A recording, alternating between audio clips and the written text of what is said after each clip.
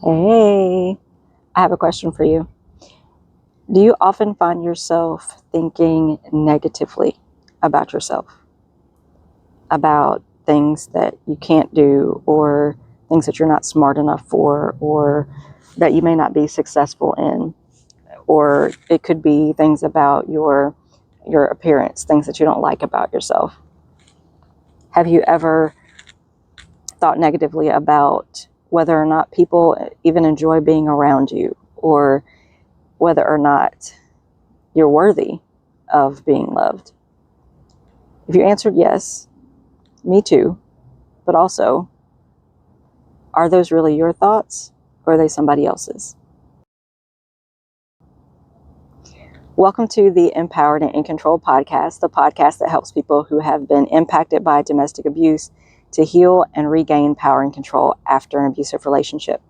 I'm your host, Oriana, your favorite domestic violence expert, speaker, and the owner of To Rise Advocacy and Consulting. So it's May. As you can see, it's nice and sunny outside. We had a lot of rain the past couple of days, like storms. It's been crazy. I've been sickly, and it's probably not the best idea for me to be out here without having taken my allergy meds, now that I think about it.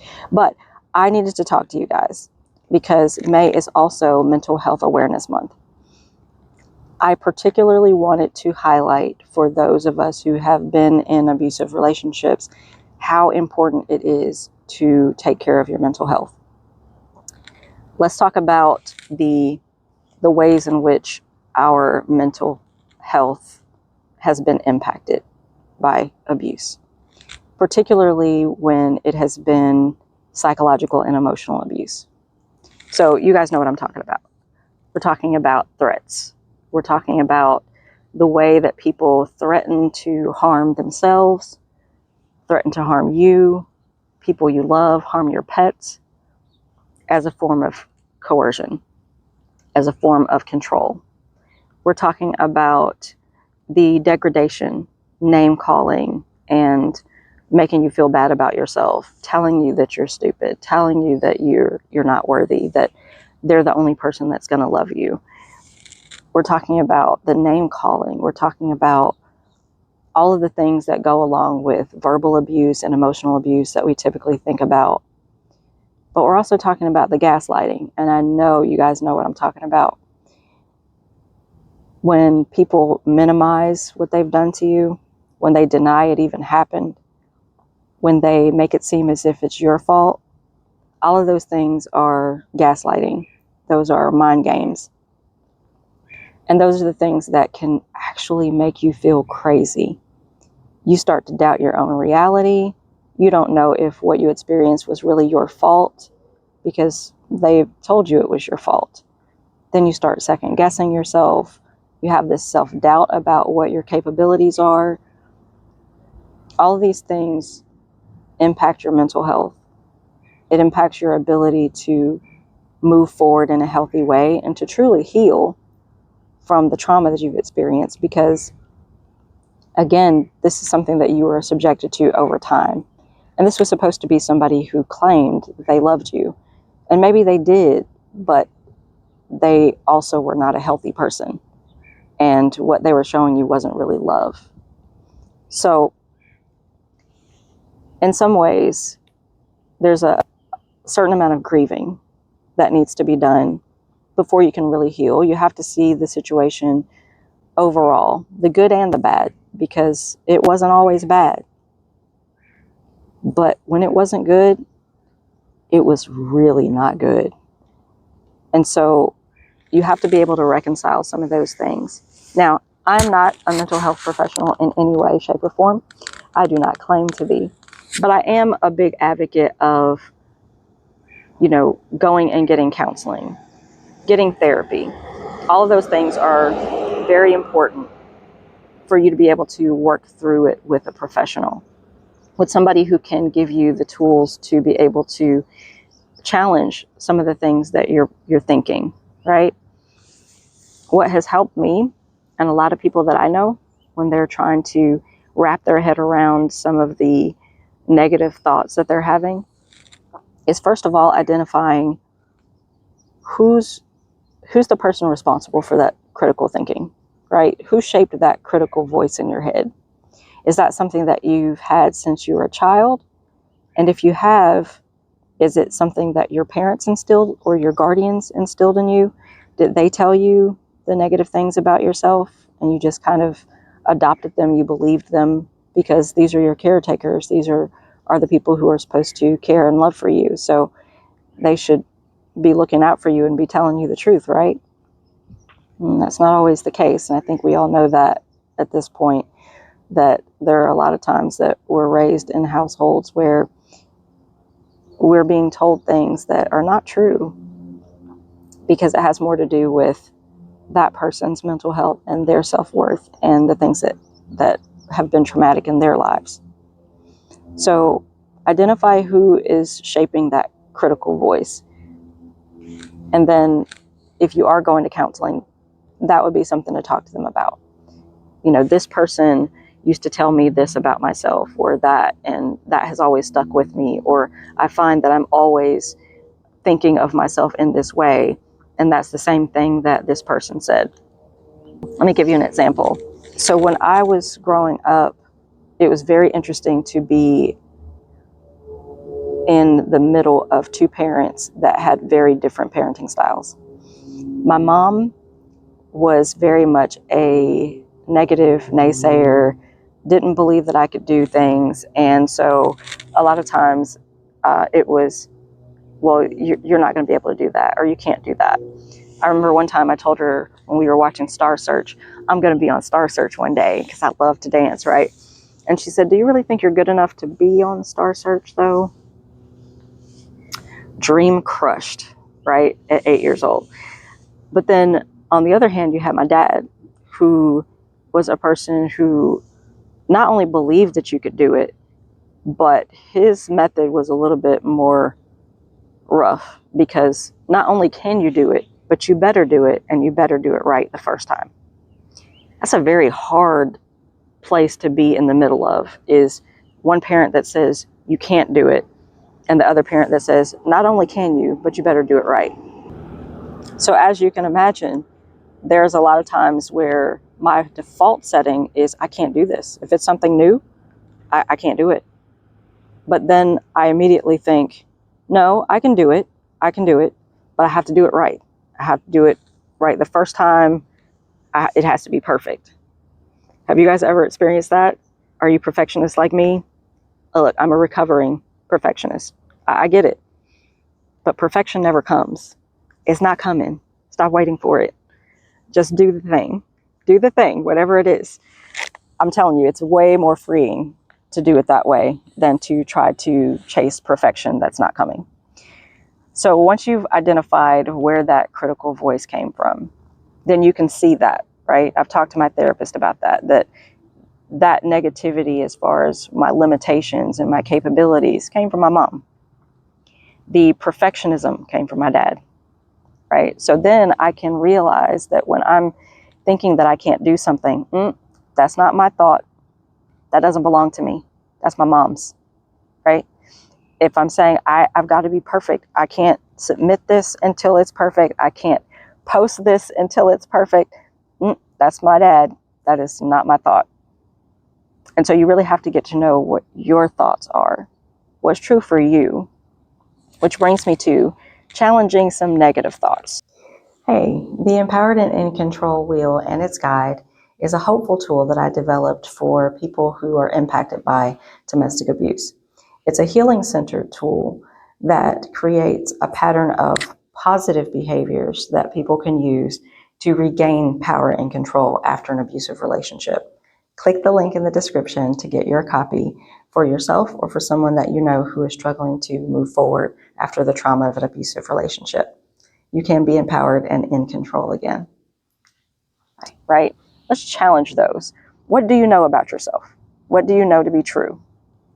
What I know to be true is that typically when I try something new, there are a couple of things that happen.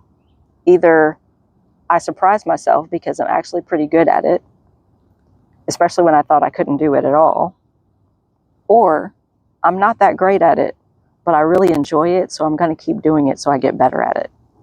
So either way, what I know about myself is that sometimes I'm pretty talented and I can do more than I thought I could. And then on the other hand, I know that I am committed enough, dedicated enough to continue trying to do something to make sure that I get better at it if it's something that I really enjoy. Now, if I don't like it, I'm not going to keep doing it. That's just how that is. Like, life's too short. But if it's something that I enjoy and I'm not that great at, I'm going to keep trying it until I get better at it. And then I'll enjoy it even more. So challenge those negative thoughts. What do you know about yourself? If somebody has told you that you would never be loved by anyone else, who else loves you? Who are the people in your life? Who wants to be around you? Who maybe wants to be around you but hasn't been around you because you've been isolated from them, right? Challenging negative thoughts can be difficult, but when you start to think in that way and just decide, you know what? I don't think this is accurate. If I say I can't do something, what has been historically true? What has been true is that I've tried it and I've usually been able to do it, or I can figure it out. I am smart. Look, don't let some of these episodes fool you. I'm smart. but it's really a situation where you have to identify what things are truly thoughts that you believe about yourself and whether or not you know what your strengths are. Know what your strengths, know what your gifts are. There are certain things that you are better at than anybody else. Everybody has strengths. Everybody. And those are the things that you need to lean into in the times that you're not feeling so confident in yourself. What are some of the things that you can do to support your mental health in those times, right? Challenging those negative thoughts is one thing, but also doing the things that you know you're good at. When you start doing those things and you start putting yourself out there and you get that confidence of knowing that, hey, I'm really good at this. I know what I'm doing. And so I'm going to put more time into it. I'm going to get better at it. Then that adds to the list of things you know to be true. You have to know yourself. And that's one of the things that can sometimes be hard to do, because if you're growing up in an abusive household, you're often told to be something, or you're made to be something because of the household revolving around that abusive person. You have to become the caretaker because everything revolves around that abusive person, and there are things that have to be done, and you have to take care of your younger siblings, or you have to take care of the non-offending parent, right? Or the non-abusive parent. Sometimes you're forced to be an adult way sooner than you should be, right? But when you didn't get to have a childhood, then you didn't get to decide and figure out what things you truly like. Some of the things that you like now may just be because out of necessity, those were things that you had to do or could do. But maybe it turns out that you actually like different things. You're a different person than you were told to be. And then if you grow up to be in an abusive relationship, then you've been whatever that person needed you to be. So who are you? What are the things that you like to do? What are your strengths? What do you know about yourself? What do you know to be true and positive about yourself? So those are some of the things that I wanted to share with you guys today as far as your mental health. I'm sitting out here enjoying the sunshine after days of rain and storms and allergies and just feeling like death warmed over. But I'm out here for my mental health because there are certain things that I know I can do that make me feel better. Being out in nature makes me feel better. Animals make me feel better. What are some of the things that you turn to as your self-care and your mental health routine, right? Thank you so much for watching the Empowered and in Control podcast. Hey, have you ever thought about starting your own podcast?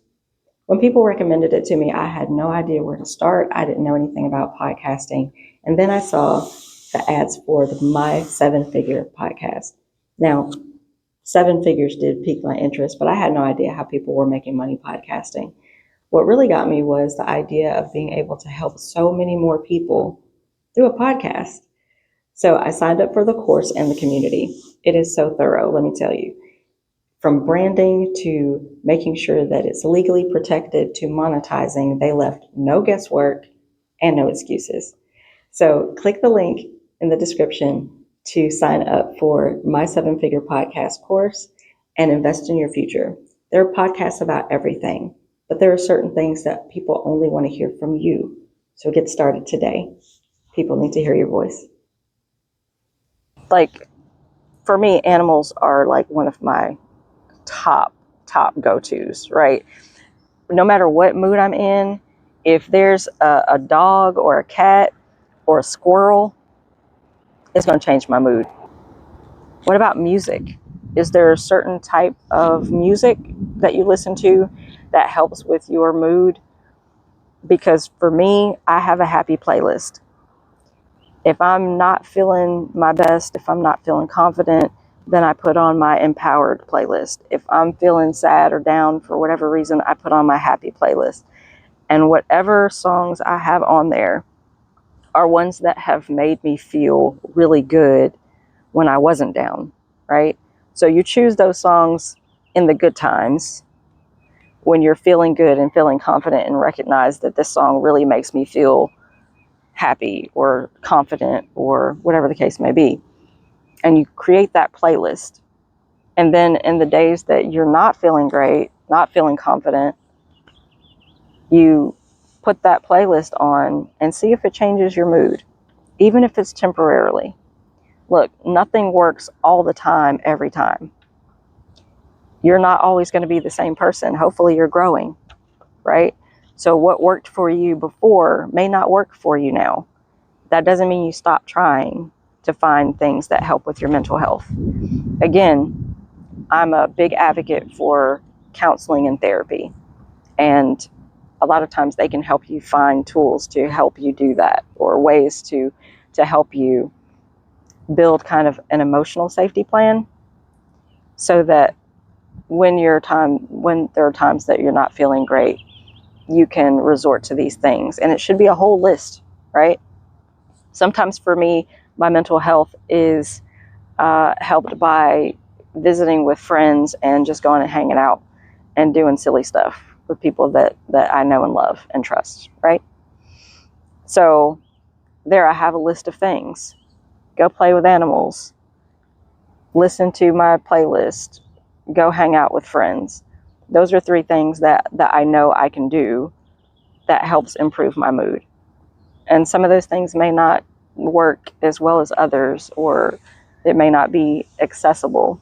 But that's why during the times that you are feeling really good and confident, go ahead and make that list. What are you doing in that moment that you can add to the list, that on your bad days, you can go to that list and check off some things? Blowing bubbles. Oh my gosh, guys, look, I don't care how y'all feel about it, because, well, I do care, but bubbles, giant bubbles. I have this bubble wand, and it makes huge bubbles. I'm gonna have to do it for y'all one day. But bubbles make me so happy. They do. Bubbles and sunshine. I feel a song coming on. Sunshine, lollipops, and rainbows. Okay, now I'm not going to do that to y'all. Anyway, I just wanted to share that with you guys today, because again, May is Mental Health Awareness Month, and it is so important that we take care of our mental health. It impacts so many things in our lives. It affects our physical health. So we have to take care of our mind as much as we take care of our bodies.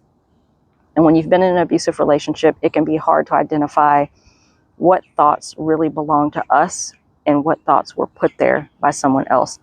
Get that person out of your head. I don't care if it was your mom. I don't care if it was your dad. I don't care if it was your grandpappy. Look, get them out of your head. They don't belong there. So you decide for yourself who you are, who you want to be, and that you make the commitment to keep growing as a person. And growing as a person does include having the tools and resources to be able to take care of your mental health at every stage of your life. Hopefully this was helpful. Let me know in the comments what things you do to take care of your mental health. Maybe what you do is something that somebody else has never tried and they want to. For me, Krav Maga, martial arts, that's one of my go-tos. But some people may not want to try that, and that's okay. But let me know in the comments what you guys think and what you guys do to take care of your mental health, and make sure that you're making May an intentional month to pay attention to your mental health and taking care of that and seeking that out. And it doesn't even have to be traditional therapy, because there are many different types of therapy. There's art therapy, there's music therapy, there's play therapy. So even if it's not the quote unquote traditional type of counseling or therapy, look into some of those things as well. Dance therapy, that's a good one too. Dancing always makes me feel better, especially when I go to the Rumba Room in Memphis. All right, I'm going to get out of here, but thanks for watching the Empowered and In Control podcast. Again, I'm your host, Oriana, and I'll see you next week. Bye.